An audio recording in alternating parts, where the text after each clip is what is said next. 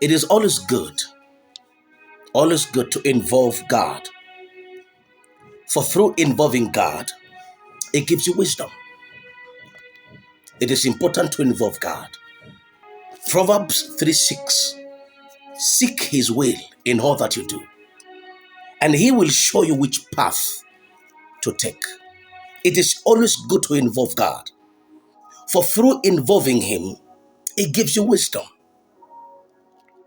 And once it gives you wisdom, you have victory in all that you do. It's an important thing to involve God in all that you do, whether major decisions, minor decisions, even where people will tell you, use your common sense now. Are you still disturbing God on this? Listen to me carefully. If anyone wants victory, you have to involve God. There is victory in wisdom, and wisdom is found in inquiring and involving God. To inquire and to involve God is wisdom. You have to inquire from God and to know his mind and to know what to do. Listen, the moment you know the mind of God, you will know what to do. Now, for victory to take place, one needs wisdom. And you can't get wisdom without involving God, without inquiring from God. David always inquired from God. And he knew when to attack, what to do for him to receive victory. He knew when to attack. He knew when to do what for him to receive victory. Pay attention. Every single thing that David wanted, he involved God. This is the secret. When God says, I have found a man after my own heart, part of the qualities of a man after God's own heart is inquiring from God. In every single thing, in every small matter, big matters, you inquire from God. In the days of Joshua, Jericho was big, powerful. He inquired from God before going. Ai was a small city. He never inquired. What happened? So every single thing that David wanted, he involved God. Now, God was always there to guide him, and he had wisdom. May this be your portion, that you will not make any decision without involving God. Whether marriage, whatever it is, whether trip, whatever it is that you want to do, involve God. Don't just do it. Joshua inquired from God always. But you know what? There is this one day, there's this one particular day that Joshua did what he did without inquiring from God. And he was trapped by his enemies. In the book of Joshua, chapter 9, there were these guys from Hebron. Joshua chapter 9, verse 3 down to 16. And when the inhabitants of Gibeon, heard what Joshua had done unto Jericho and unto Ai, when they heard, Bible says in verse 4, they did work willingly. That word really means cunningly. They worked cunningly. They took old ragged clothes, put on them. Took old shoes, put on them. Watch this. They took dry bread that was moldy, and they came to Joshua and his people. And when they came, they told Joshua, we come from a very far country. They were their neighbors, but they pretended to come from a far country. I want to show you how it is important always to inquire from God.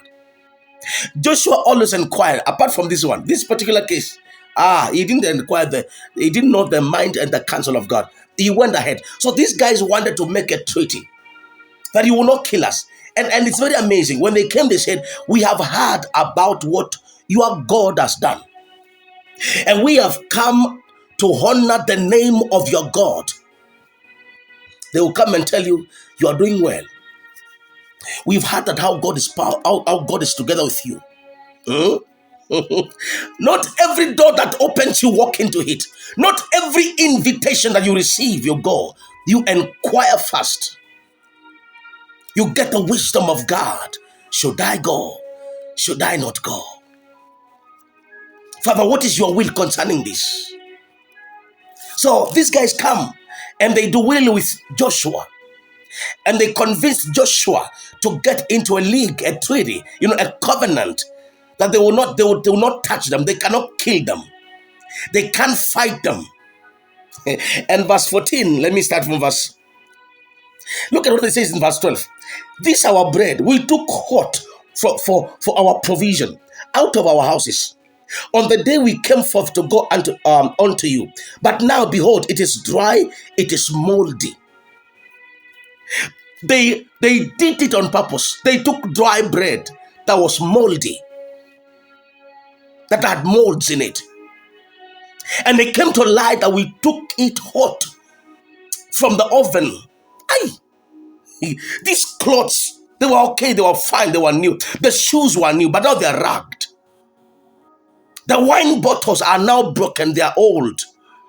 Because we are coming from a far country. They say, these bottles of wine which we filled were new. And behold, they be rent. And these our garments and our shoes are become old by reason of every long journey. Verse 14 says, we are in Joshua chapter 9, verse 14. And the men took of their victuals and asked not the counsel at the mouth of the Lord. Joshua and the men of Israel, they got into a league, into a covenant. They entered into a covenant with this man, these strangers, without getting to know the counsel from the mouth of God. And Joshua made peace with them and made a league with them to let them leave, and the princes of the congregation swear unto them. Verse 16, very important.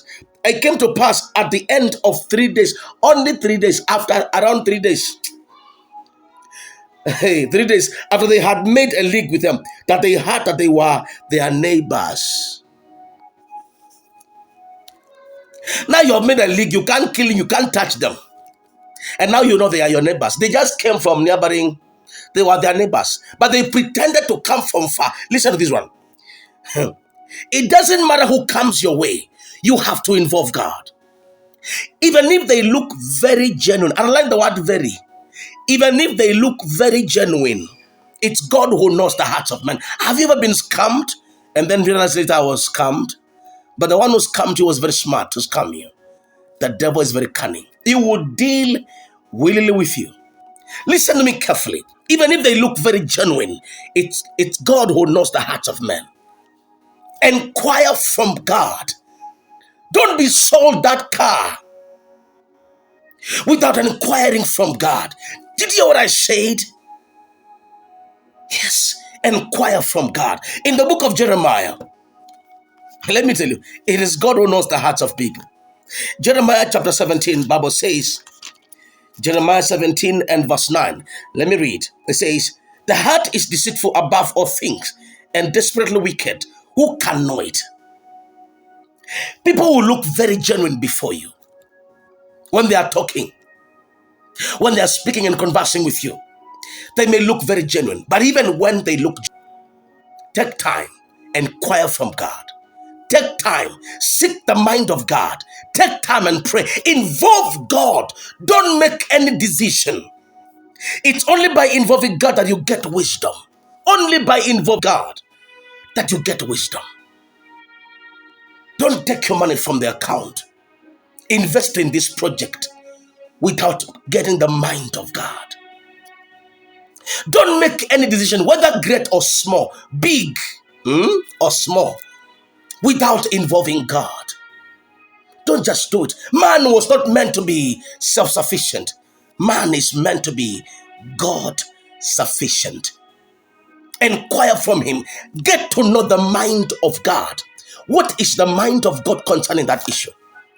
What is the mind of God concerning that person that wants to become your friend at all costs? They are always insisting on being around you. What is the mind of God? Before you make somebody a leader, what is the mind of God concerning that person? Is it the will of God? Or are you being moved by feelings or they give? That's why you are